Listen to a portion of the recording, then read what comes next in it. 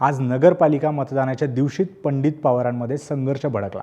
वाहनांची तोडफोड, दगडफोड आणि एकमेकांच्या अंगावर धावून जाण्याच्या प्रकाराने सकाळी गेवराईमध्ये खूप तणाव निर्माण झाला होता।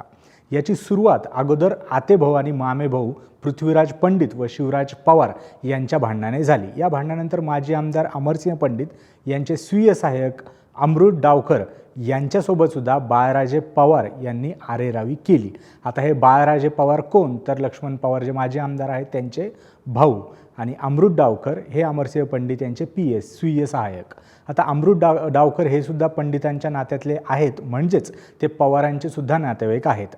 त्यांच्यासोबत अनुचित प्रकार घडल्याने जयसिंग पंडित म्हणजे कोण, तर विजयसिंह पंडित यांचे मोठे भाऊ हे जयसिंह पंडित व त्यांचे जे पुत्र आहेत ज्यांची बाचाबाची झाली होती पृथ्वीराज पंडित, हे चांगलेच संतापले। दोघेही बापलेक हातात हात घालून थेट मेहुणे माजी आमदार लक्ष्मण पवार यांच्या घराकडेच झडकले।